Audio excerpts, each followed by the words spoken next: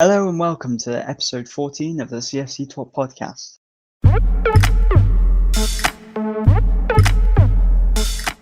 It's me, Alex. I'll be your host for tonight. We're still missing Mohammad, and I think he'll be back, but he might be back in time for the Southampton preview. But if not, hopefully after. I'm hoping at least a win for when Mohammad is back. But I'm joined tonight by my usual co-host Amart. Great to have you on again, mate. Yeah, always a pleasure. It's always a pleasure to have you on. I can't imagine doing this without you or Mohammed. To be honest, it feels weird without him, and you really make this. You really make it enjoyable for me. So it's a pleasure to be on it. Pleasure to be your host. Likewise. So in today's episode, we're going to be we're in the midst of the international break. We've just a time of recording. I think a couple of teams have played their games. England have got a good result against Wales, and we'll do an overall international break review in next week. And we'll combine that with our Southampton preview. But for today, we're going to be reviewing how the season's gone so far, looking at our transfer window, looking at how the signings have adapted, and if it was arguably one of our best ever transfer windows, and what else we could have got in this window, and what we will probably look to bring in next summer. And we'll also probably have some time to react to how other Premier League clubs have done this window, and perhaps bring it to a close with looking at the debate of when fans can eventually come back into stadiums.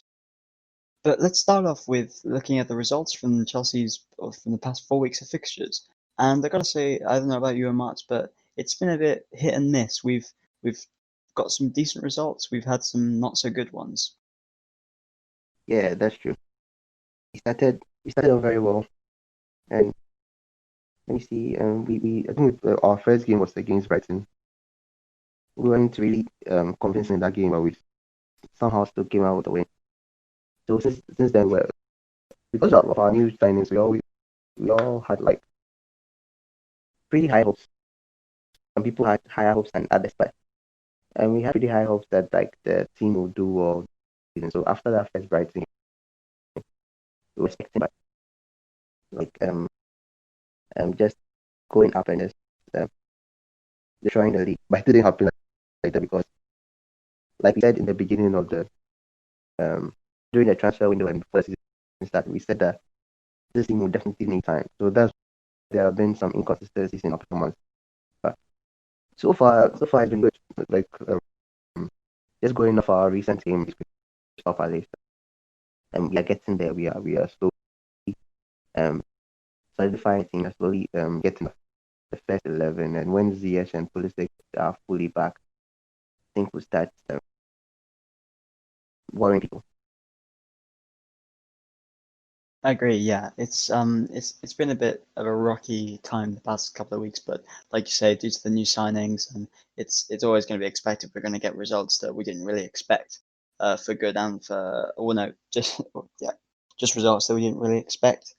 The past game really gave us some hope for the future. I think that that defensive line and goalkeeper just getting that clean sheet was really important.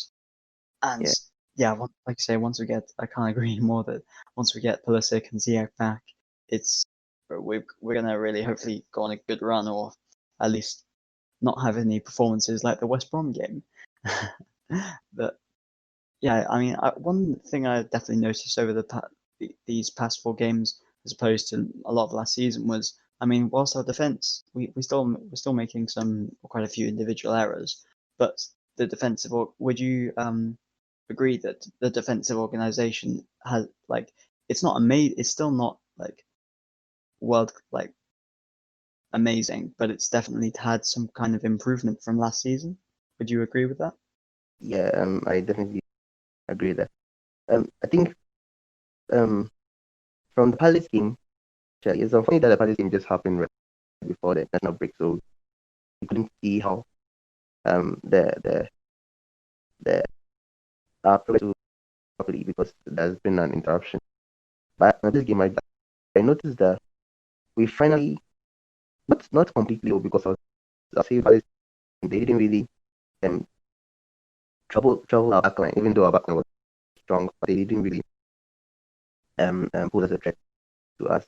They weren't really attacking, they sat back a lot. So but from the game, you can see that Lampard has gotten the backline. And he knows who to use the goalkeeper because we've used all three goalkeepers this season in different games in the Premier League. So that was his end. So now he knows that starting Mendy at time, Thiago Silva is now fit to play the start of the time and his pairing with Zuma. Then alongside Chohan and then probably Afi or James. So you know, we've got a solid line. I think that the work that needs to be done now is in the attack. The midfield also looks settled. Um, our issues there because Kai is not playing as number 10, and then we have Jorginho and Ante in that holding role in the D. So probably the problem we have now, the issue we have now is the attack. That's what I think because we've not had basic back, we've not had CH back. So if they come back, probably now the team will be now not probably, but like the team will now be sorry, the team now be, complete. Let me use that. I think it's the best way. So the team will now be complete. No, is that project is out, it is out. What Lampard had in mind when he convinced those players to join us. So it's still bright. It's still maintained. It's still bright. We played 4 games, right? 4 games or 5 games. All right. Yeah, I agree. Yeah. So it was on. So I think you made the point that. Sorry, I agree with the point that I think Rohochen did too about how Crystal Palace they didn't offer so much going forward. But then again, there were quite a few players in the defence and in the attack as well who put in standout performances in that game. In that game for sure. Speaking of standout performances, if you were going to consider this, I mean, we can't really consider player of the season. Really, it's too early.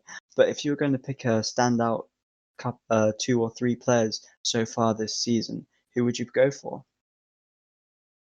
Turned out player difficult.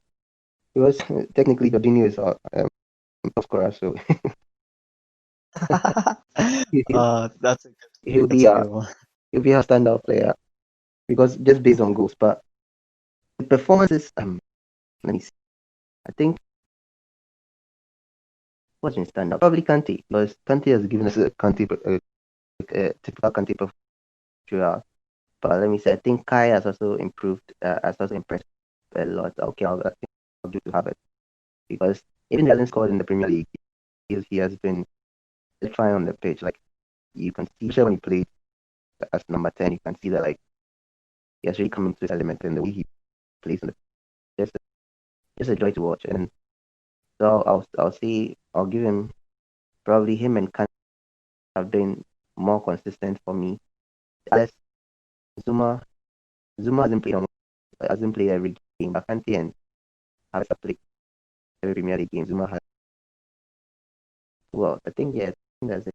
Well, Zuma played every Premier League game, I'm not sure, but I think I'll give it to Zuma. Probably the three I'll pick is Zuma, Kante, and Havertz because they've been consistent, they've been so Yeah, I think those are really good choices. I'm glad you said Zuma as well because he just, I mean, to be fair, Kante as well, but they've both been just hugely consistent this season, and they've played well pretty much every time they've played. So that was a really yeah. I absolutely have to go with those two, and the third one, I kind of want to go with Reece James, but I don't think he's played that well in all of the games. He played a couple, like I think I would favour his outstanding goal a bit too much and kind of just overbears on my memory of his yeah. performances. But I'm gonna go with sorry viewers if you were looking for variety, but I'm gonna go with Havertz as well. So I'm gonna agree with your choices because I think they've just been the best three they've all had. fantastic starts to, or at least Zuma and Kante particularly have been just so consistent, and Havertz is really showing some promising signs. And long may he. I just can't. I just want him to get some Premier League goals and Champions League Yeah, goals now. yeah, exactly. You see some people on Twitter. It would be funny. Sorry. Sorry, I'm just saying it'd be funny if they score their first goals in the Champions League instead of Premier League. They scored Kind of meant like to be. Yeah, it's kind of meant to be. That would be that would be pretty funny. And also, I mean, there's just these like people having a go at Havertz, saying how James was the better signing, and so many pundits and commentators have given their top 10 signings of the window, yeah. and they've forgotten about Havertz. It's crazy. It's I think I saw something like from the BBC or like that. So they are top signing. They didn't put any of the Chelsea players. I think the Chelsea player. No, it wasn't. There wasn't Chelsea player in that. Wow. yeah. Wow. I remember that it was a BBC. I think it was a BBC, and they didn't put a Chelsea player in. I know it wasn't. It was Sky. It was Sky instead, right? It was Sky, and they did not put a single Chelsea player, and they had like Callum Wilson and some other Yeah, people instead of. they had some weird players. Some players that didn't even know they had moved yet. That's funny. I mean, you just know by the end of the season. I mean, Havertz is just on such an upward trajectory that Yeah. yeah, it's things are only going to get better I think with him. And a lot of people were thinking that those that will make more impact. We've not seen Ziyech yet, but a lot of people are thinking that people that will impact will be Werner and Ziyech. But I think surprisingly to be Havertz. Havertz will be the one because he's the one who looks like he has stepped into the Premier League. Yes, actually, this is the goal that he hasn't gotten yet, but you can see he's settled in the Premier League now, and the way he plays, he has full control over the ball. He has full control over the time. So I think for Werner, I think the issue is that he's not playing in this position. He plays as a mid striker. That probably might see him having the goals.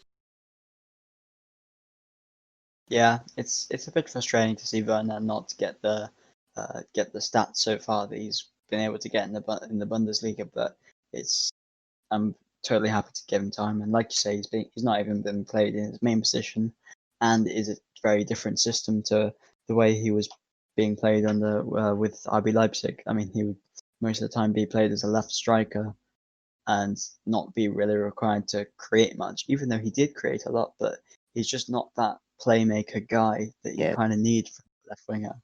And it seems like he's being used that way. As I hope for the future that he eventually gets. I think once Ziyech is back, then we'll see Werner moved forward.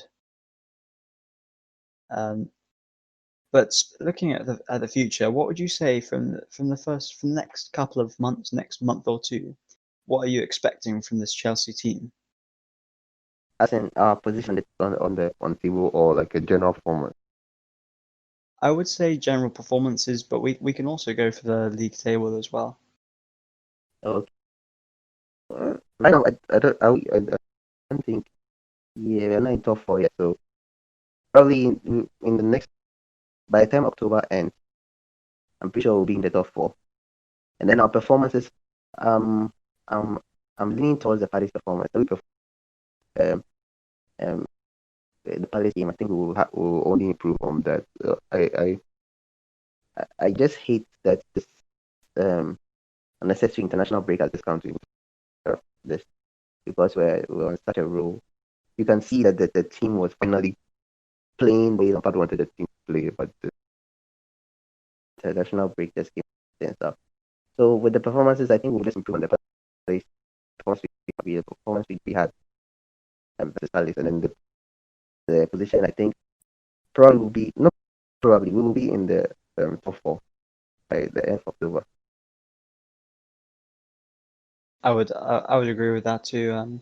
It's I can't remember how many points we are off the top four right now, but it's just better to be in in that region in the next month or two. We're going to have more games. We're going to have games against good opposition as well. I think we've got so we've got Southampton, but then we've got probably one of the game that we just never get anything from, Manchester United at Old Trafford. We never ever win at there. Like I can't remember generally the last time we did anything at Old Yeah, Trafford.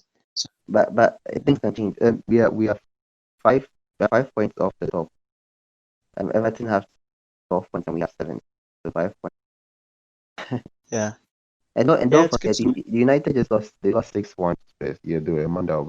Lost to Spurs. Hopefully, if Yeah. Maguire still plays, we will get. Yeah, that's a good point. Also, Everton are playing Liverpool, I think, soon. Yeah, So it should be It should be. I think the top four will definitely become clearer. I mean, it is still early days, though. You can't really judge a table until you're about 7 or 8 games in. But I would just hope by the time the table has some more meaning that we're in the midst of the top four race, and hopefully Aston Villa drop a few more points. That's yeah, because they can't believe it. They've won all 3 of their games so far. But yeah, it's so early days. And the yeah, the 2020 is just getting weirder and weirder. weirder and weirder. Yeah, the crazy results. I think that the only I mean, the only constant is the Arsenal sport. That's the only. The, the rest are just weird. oh, that is good. I like that one. That is well spotted, Amart. As uh, but yeah, it seems like most of the teams that are in the upper half of the table, they've had really good transfer windows. Yeah, Everton, Aston Villa, Arsenal, Tottenham, and Chelsea have all had really solid or at least solid windows. So it's that's interesting to see for sure.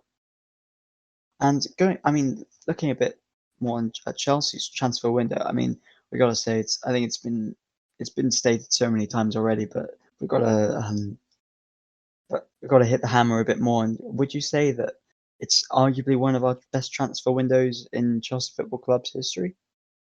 yeah. I remember when um I think the first major transfer window we had when ACN and all those players came in. Abraham just decided to go on a shopping spree around Europe and get the best players in. That was an interesting time at that time. It was an interesting time, something very new. And even though I think United were buying players, but they weren't buying in the number that we bought. They were buying big name players, like to be like one big name player or two big name players in window. But we just went out and we were like, I want this guy, I want this person, I want this person. We brought them back, and this transfer kind of feels like that. It feels that way. But see, I think that the difference between this and that one was Mourinho wasn't like there wasn't really a connection with Mourinho when that thing was happening. We knew Mourinho was coming in, change the face of of Chelsea. We knew what he did with Porto because he had just won the Champions League with Porto, so we knew what he was coming to do. But the connection wasn't there like how it's Lampard. Like we wanted Mourinho to win those that time also, but this time there's this kind of um I don't know how to put it, and there are a lot of youth players also in the team, so I think there's a difference. There's fans are more connected to Lampard, and on top two, we don't have a lot of backlash from the media. We don't have negative press, and that keeps on weirding me out because I'm just used to see negative press from the media. When Mourinho came first, we had nothing but negative press because the man's first press conference was I'm a special one. His first press conference, he said that I believe I'm a special one. So they were just angry by that, and they just kept on piling on attacking him. Plus, our own Bayesian Odegaard who was just spending left and right. So this one is more positive. So I think this one has a different feel to it. But looking at the players that came in now, the players that came in then, yeah, I'll put this as one. of, not the best, but not. I don't put this one over that transfer window because I feel like they are similar and they all have a purpose. But this one has been one of our best transfer windows in a very long, very very long. Yeah, it's definitely up there with that's the one though where Roman come in and we bought about 2 or 3 club legends and Yeah, multiple other like amazing Chelsea servants. And I guess we're not going to be able to fully appreciate the window we've had now until we can look back on it in 5 or 10 years time and see how well these guys have panned out for us now. Have we been able to have these signings been able to get Chelsea back to the the 2004 to 2012 days where we were just this European powerhouse, and yeah, that's kind of what that original window in 2004 I think did. So it's going to be judged. It's definitely going to be an interesting comparison. And yeah, you make a good point with the whole media interest and like how it was seen as we were buying the league before, and everyone kind of just hated Chelsea for that and also they had a really arrogant manager. Uh, but like you say, it's different with Lampard. There's a it's I don't know. It seems like there's a clear vision about the club, and it's quite clear how like where Lampard wants to go, and but still with the whole media thing, I think it also comes down to like Lampard being quite a popular guy in England. Like he's worked in the media. He's a Chelsea legend. He's just got. I mean, there's pretty much no reason to dislike him aside from his being a manager. Like being Frank Lampard as a person, and there's just not that much to dislike about him. And he's such a hard worker and everything. He's a Chelsea legend at the end of the day. So yeah, it's different. But I guess I do still see some comments on Twitter and all that saying how we've spent way too much money and all that. But I think it's because when we did it in 2004, I don't think many other clubs, at least in England, they weren't really doing it. But now spending 200 million or 250 million in a summer it's not the craziest thing in the world anymore. So it's yeah, it's not so surprising. But yeah, I gotta say, there's just some of the signings we've made. I mean, it's like I mean, especially just I think Kai Havertz, especially, is we're gonna look back in a couple of years, unless he gets sold to Real Madrid like next summer or something. We're gonna look back and think, wow, we really signed Kai Havertz when at just the perfect time for us when no one else was really in the race for him, and it's just I mean to me at least I think a lot of people think it too. He's going to become this Ballon d'Or level kind of player eventually. yeah, He's only 21 years old. Yeah. yeah. Regarding the comparison with the 2004, 2004, 2005 transfer, I just want to the players we brought in, big name players we brought in. We brought in DJ Dua from Marcel. We brought Ricardo Carvalho from Porto, Paulo Ferreira from Porto, Iron Robin from PSV, Czech from Rennes. We brought Alex in from Santos. And Kezman was disappointing a bit, but when he came in, he was a big deal. But he didn't really take off at Chelsea. So you see the kind of players brought in compared to now, you can see there's a similarity in the quality. I think ACN came the next season. ACN and Sean Rice Phillips came the following season, the 5-6. So it's similar.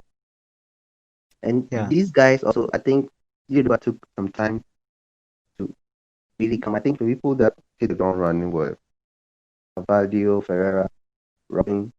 They were the ones that hit the ground. Even Peter wasn't even that good in his first season.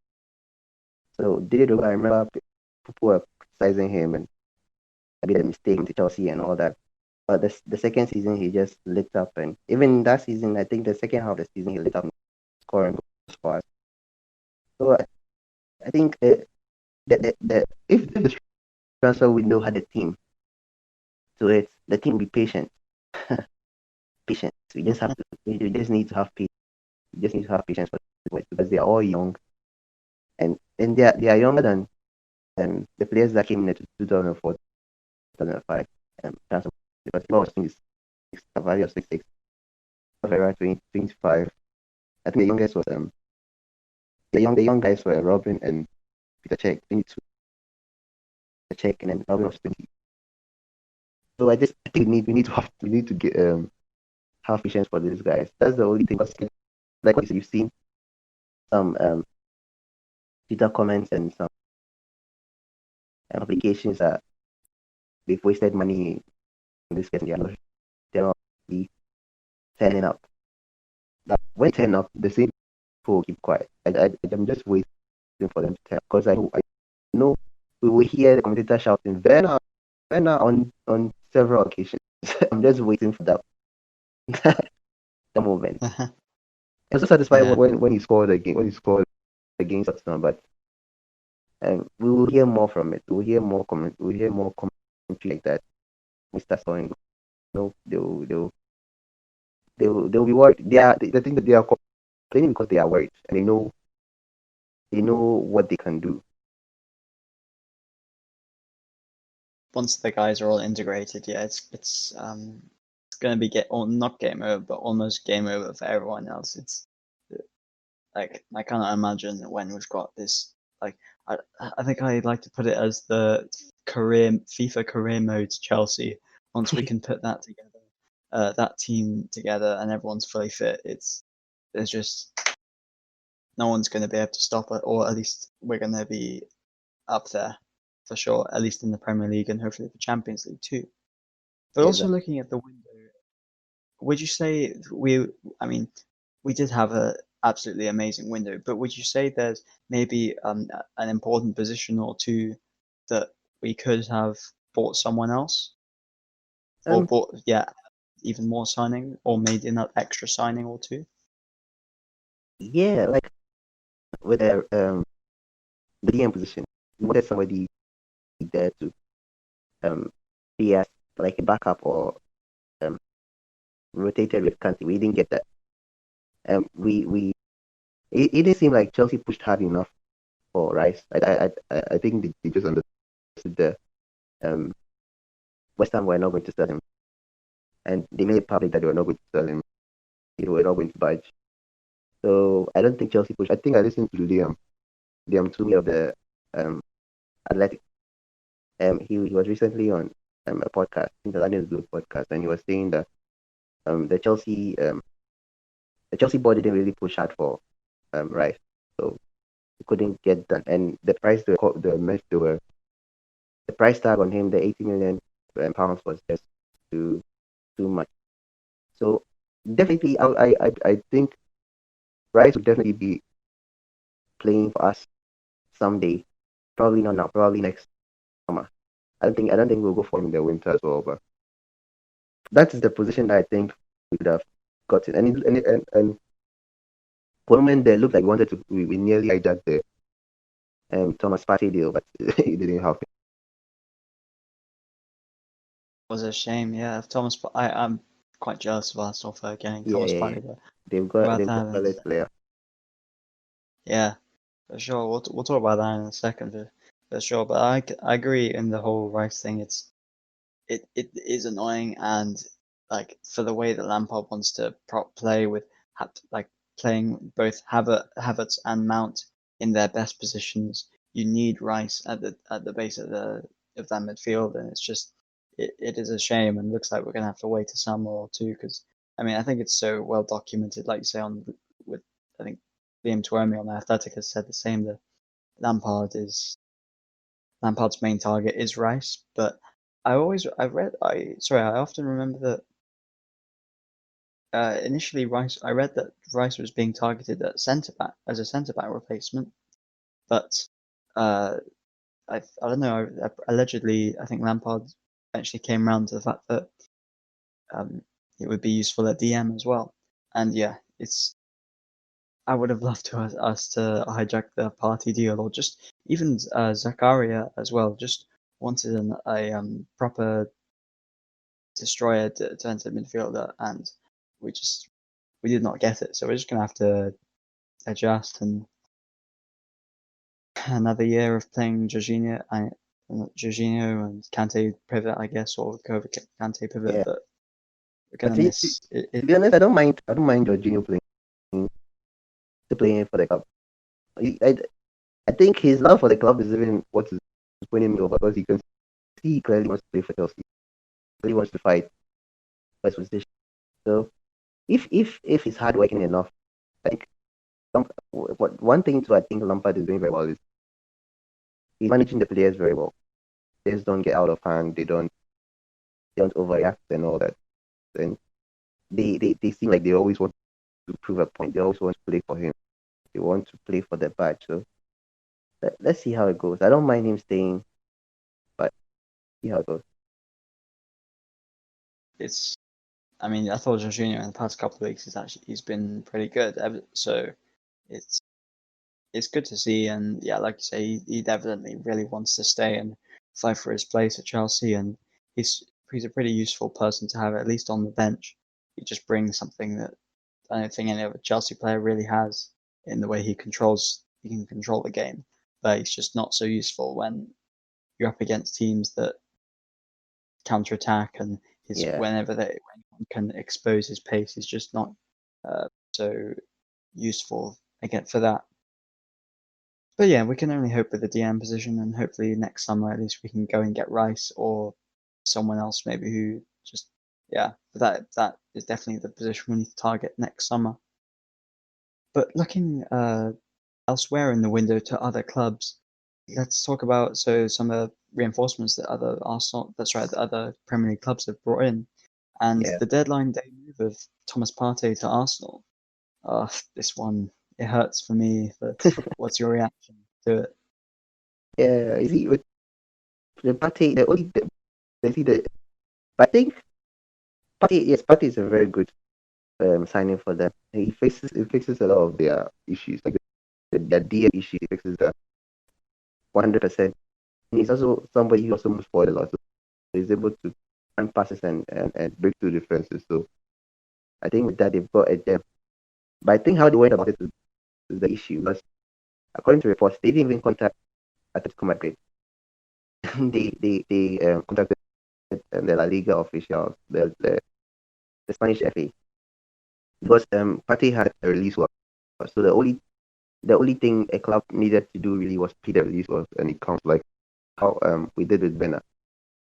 But I see, instead of them communicating with Atletico Madrid, and then how to say it? Like, I don't know how to say it. Like it's even if it's not necessary, you still have to see the team first so that they can properly prepare before Partey leaves. But the way they went about it, I think they might not do business with Atletico Madrid in a very long time. So I don't know. But the way it came in was surprising. That day was just a roller coaster. Like Fabrizio Romano reported that he will not be leaving, and then some I don't know where it was from. I think the Twitter name is AFC Bell or something. Was the first person to announce it that Arsenal actually going to activate the release clause, and it happened. And he's not an Arsenal player. I had to meet the Arsenal page because it was just difficult seeing Partey in the red of Arsenal, but it is what it is. It is sad, but I think for me, he complements them so well, and like they've been crying out for this like really good defensive midfielder for years, hell, probably best part of a decade. So for them to actually get someone like him is it's worrying. But we'll see how he does in the Premier League, and we can worry about Arsenal another time. With Partey, is a tricky one for me. But as a Chelsea fan, I don't want him to see that Arsenal. But as a Ghanaian, I want him to do well. Yeah. So whenever he's playing any of the other top clubs, we'll support him. We need Arsenal to take points off of Man City and United, Liverpool. So we'll become Party FC in a couple, and whenever he plays against them, just not against Chelsea. Yeah, exactly. But yeah, looking at the other signings, some interesting ones. I mean, Man United finally got got a left back in Tellez, which I Yeah, mean we were linked with him for so long. It feels it's going to be interesting to see how he compares to Chilwell. yeah, that's true. I don't Uh, know. I think. Oh, sorry. You're saying something. Go ahead. sorry, no, I wasn't. Go on, you got this. I'm saying that with Tellez, probably the reason why. Let me see. I want to check his age. Yeah, the reason why we didn't push much for him is because of his age. He's 27 years old. So, and Chilwell is younger. And Chilwell is homegrown, home trained. So it's like you know what you're getting with Chilwell. But with Alex, he's another player that are going to take a chance on that will have to be patient with. But with Chilwell, you know what we are getting from him. He understands the Premier League. He has been playing in the Premier League all his career, so he knows what to do. So yes, he solves. Again, I'm repeating this thing, but he solves their issue on the wing spot. I don't think this is what most Manchester United players, Manchester United fans wanted to see. They wanted Sancho, and these signings that came in, Edison Cavani, and then fellas that came in were like congratulations. What they wanted was Sancho, and they didn't get Sancho. But they are both good signings. Cavani could surprise us, but he's always been Yeah, he's always been a top striker. I don't know what will happen. yeah. He's always. It seems like he's been linked to the Premier League for years and years and years. Yeah, And especially it's with going to us. be. With us, he's linked with us for a very long on different Yeah, windows. it's going to be interesting. And also another signing. I don't know if you heard of it so much, but Amad Diallo, I think his name is. They Yeah, spent 30. I saw it today. Yeah, 30 million on a guy who's barely played any senior football. It's Yeah, very interesting. Not sure. Apparently, they see him as good enough to like be at least in the first team for United and competing for the starting spot. So it's going to be interesting to see how well how if he does get into the team for 30 million is it's not nothing. So yeah, it's going to be interesting. And also Man it's a City, weird one. yeah, it's like it kind of came out of the blue. No one really knows about this guy very much. So all we know is I think he's a winger. I think he's a right winger. So he's the position that United need, but who knows if he'll take the starting spot. Yeah. And also, yeah, I think we're going to talk about Man City. yeah. I was about to say, Man City with getting another centre back in Ruben Diaz.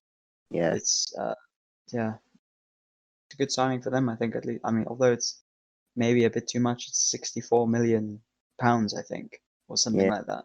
that's expensive. That's Yeah, they have so many expensive centre backs now with Ake for 40 million, John Stones for 50 million, Laporte 50 million, Diaz 64 million, Mendy 50 million, Carl Walker 50 million. It's crazy how many I've probably repeated some names there, sorry. John Stones also, I think it was also very expensive. John Stones was 50 as well, so it's crazy how much they're spending on the defense. Yeah, But I they think just I think when company left the big hole at the back, and then I think last season Laporte's injury affected them a lot. So I think they are trying to get centre backs in so that they will not have issues like that anymore. But they still lost 5-2 to it's probably Ruben coming in their their woes. yeah. It's gonna be interesting. I mean, the fact that at any time they're gonna have one of Ake or Diaz or Stones or on the bench, or probably more of them. It's crazy how much they're spending, and who knows if they'll actually improve the defense a bit more. Oh. But yeah, I mean, I think we've covered the main. I can't remember if any other later moves in the Premier League to the Big Six. Yeah, I don't know if you can. I think first it wasn't late, but I think the signing of Bill and Regulon is also very, Oh very, yeah, very, very exciting. yeah. It's I mean Spurs are playing well already right now. I mean that result against United was crazy, and that I mean Lucas. To be fair, Lucas Moura is a bit on. He's not been playing so well, so going to be It's going to be very scary when they have Gareth Bale, Kane, and Son all Yeah, in the same team. Yeah, Reg- and Regulon as well. yeah. Fantastic. Regulon. That's why I keep saying that. Um, despite the fact that Aspi sent him back to Spain. Despite that fact, Yeah, he's still a solid player. He's still a good player, and he was one of the standout performers. The 6-1 thrashing of mine. yeah. He's definitely adapted well. I think he played well Yeah, against Chelsea in the League Cup, despite his slip. Even though I made fun of it a lot, he was still good, and he's he's. But the thing is, he's on loan from Real Madrid technically. Like whenever he's like when Marcelo is eventually sold, and I guess there's still Fala Mendy, but uh, yeah. I They'll just buy him back. yeah they'll just buy him back. It's in a couple of years, whenever they need him, they'll just buy him back. So it's the drawback, but they're still getting a good player in him. I think one. I mean, we're getting towards the end of this podcast now, but I wanted to talk about. I think one more thing. In there's been a couple of there's been petitions and there's been open letters sent by the Premier League to the fans, and it's about letting fans back into the stadium. How would you? Yeah, I mean, how do you feel about accelerating this process of getting fans back into the stadium? yeah, yeah. Obviously, I'm not in England. I would be more optimistic about going back to England because I'll be there and we're also going. But I think we can see from the performances that the team really the players really lack the support. They really lack the support because their home advantage and stuff isn't really there like first because people lose at home huge margins and stuff like that. So it's not really like how it used to be because was it at Old Trafford that they lost 6-1? It's at Old Trafford. Probably that would have if there were supporters in them. I know most supporters are also yearning to go back to their teams. It even acts as um, a distraction or something from what is going on in the world nowadays. So it's just a way to um, um, the world problems and just enjoy football and just support your team no matter what. And I think the players also, you see, when they even score, some of them they have this natural instinct of running straight to where the crowd is and then to celebrate. When they realize that there are people not there, then they they stop. So they're also missing the crowd, the fans as much as um um the fans also miss them. But if everything can be done in a safe manner, like how it's done in Germany, if it can be done in a safe manner and the necessary measures can be adhered to strictly by the fans without any issues, then yes, I'm all for it. The fans should always go back. The fans they are needed back. I agree too. It's really it has a positive impact for sure on clubs and player performances. But still, personally, it feels a bit too soon for me. But I completely agree. Like I get your point in it has such a positive impact on fans, on the players.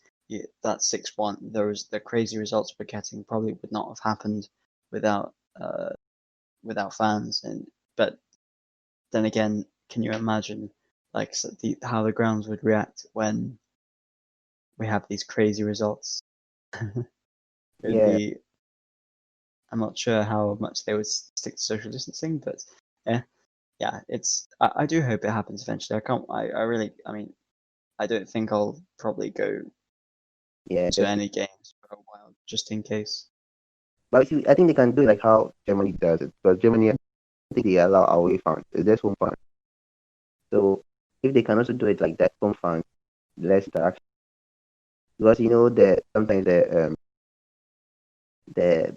clashes and um, anger and stuff comes from opposing fans. Yeah, it's less as So in if when you don't have, like if away fans are not there,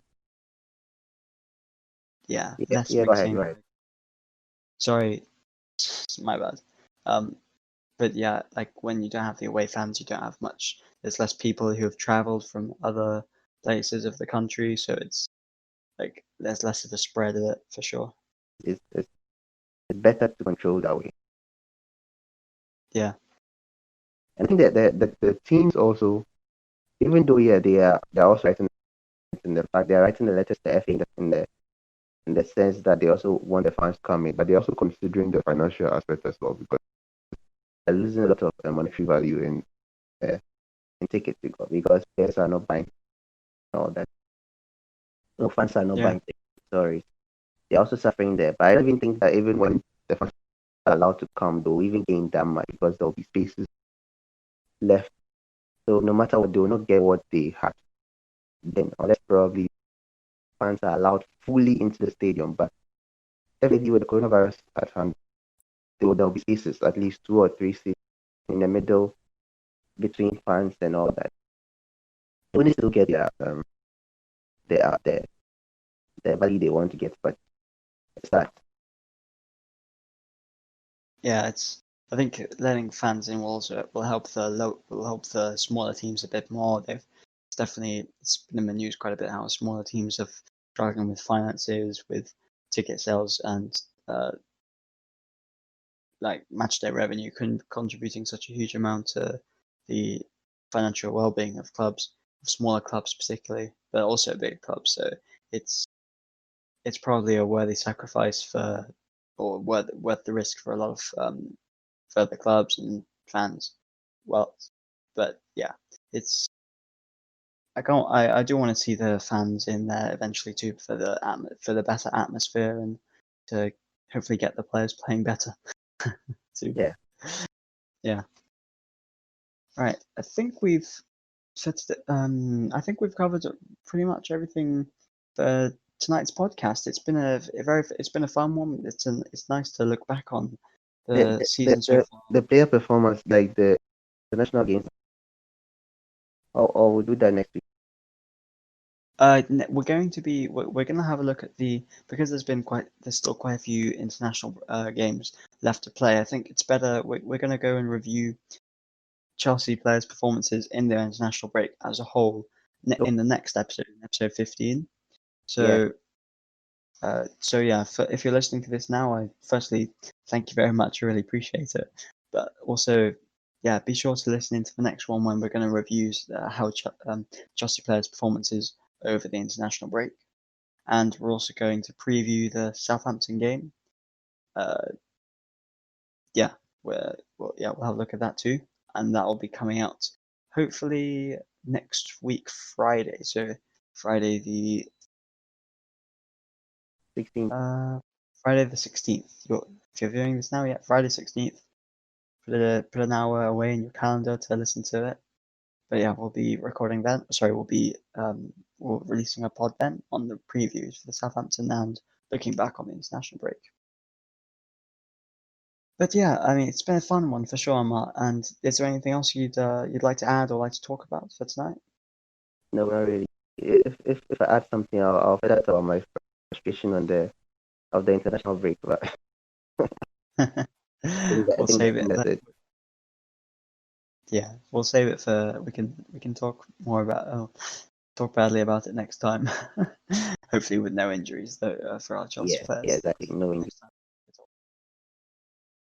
But yeah, it's been a pleasure talking. It's been a pleasure to be your host tonight. And Amar, once again, thank you so much for being on again.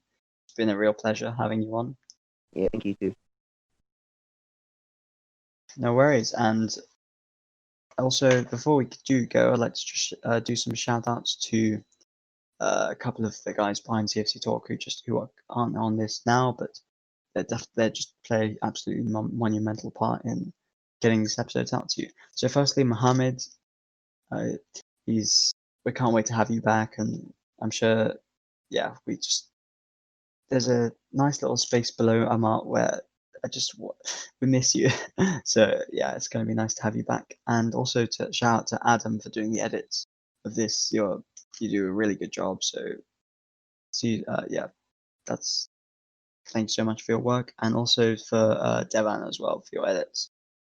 Yeah, really appreciate all the stuff you do on our Instagram. So Instagram posts.